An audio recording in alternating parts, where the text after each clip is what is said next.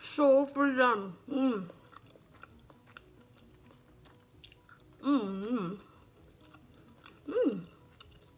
Sarap. Hi everyone, welcome back to my channel. Today I will cooking a pasta. Yes, it's pasta day. It's very easy, very affordable, very yum. So I have here vegetable. I have here a green long beans, 1 carrot, 2 capsicums. I use red and green, 2 tomatoes, onions. I use red and chilies. This is optional. um, Ginger and the garlic. So over here I have fresh cream, tomato ketchup, the pasta. We will boil this, I think, 10 minutes. Oregano, black pepper, salt, butter, and the sugar to balance the taste. And the exact measurement, guys, I will put that in the descriptions below. You can find out there. So let's get the vegetable and we will cook. All right, see you then. You can put the garlic, more garlic, it's better. I use here 3 cloves of garlic and the garlic or the ginger. So we put the ginger first. Very smell. So good smell. This is very easy to do. Stuff for vegetarian. So at this point we have to put this onion. I have to chop up like that.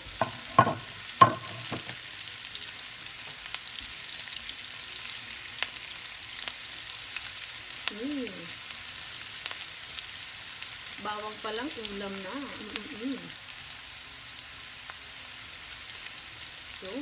So good smell. Have to put that onion a little bit softer.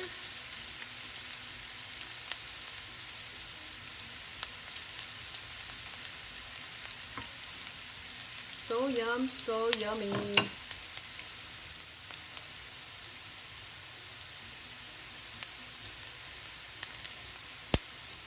At this point, you have to put the carrots,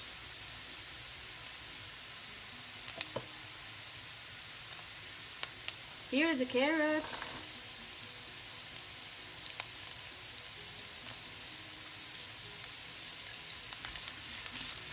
you have to put little bit because the carrot is a little bit hard. So let's cook that first before we cook these long beans.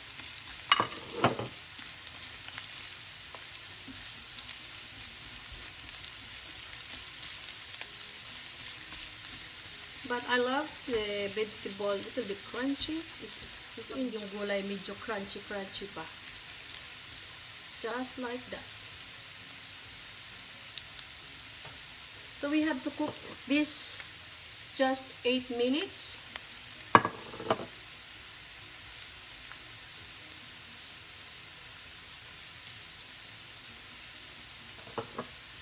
At this point, I want to put the long beans like that. So like this.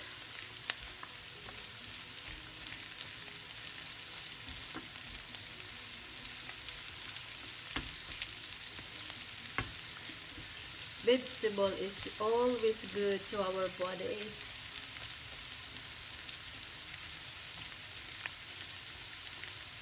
So we cover that, I think 8 minutes, 7 to 8 minutes until the vegetable little bit soft. Wow! So at this point, we have to put our bell pepper,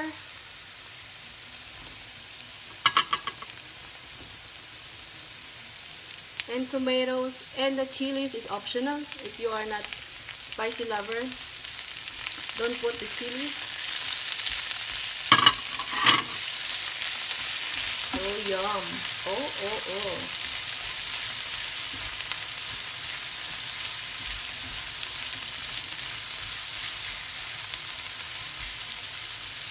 And the salt, don't forget the salt. Always taste. If you think that it need more salt, then you are the queen of the kitchen.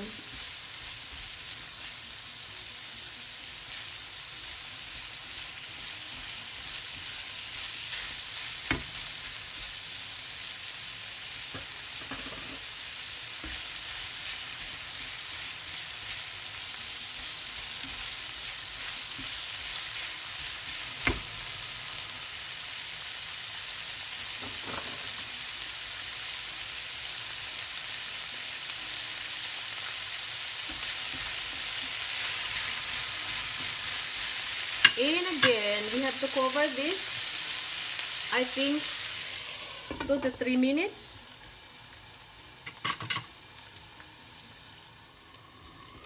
Well, after 8 minutes, it looks like this. So good smell. And the oregano or oregano, what is the exactly pronunciation of oregano or oregano? The sugar,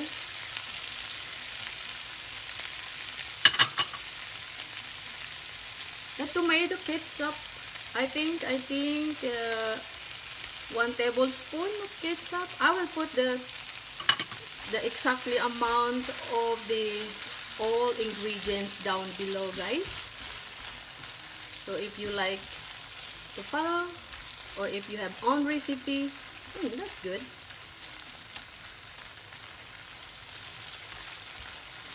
And I have here water from the pasta. I'll just put little bit like this, like that, and like this. So nice.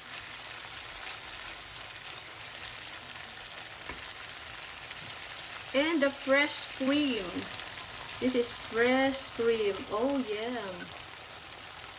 So yum. Look at that. So yum.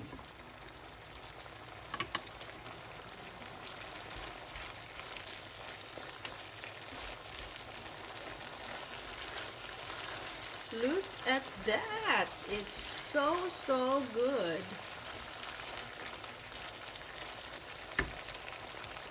So at this point we have to put the pasta. The pasta, guys, is looking like this.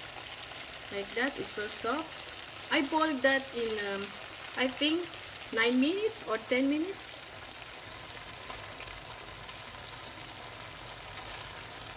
Let's see if I use all.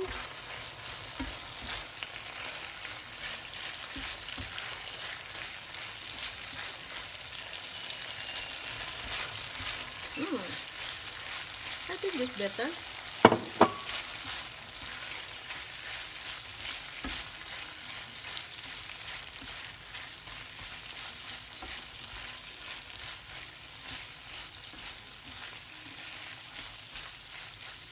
So good. Let's taste.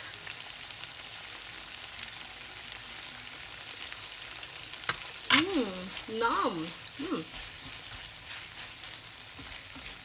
It's so numb. The taste is balanced. And of course, I put more taste. The butter is so yum. Guys, please try this, and this is very easy.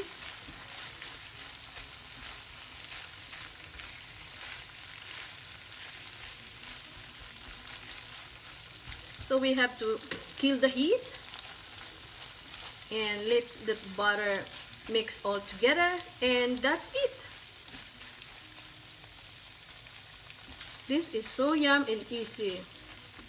Thank you for watching, guys.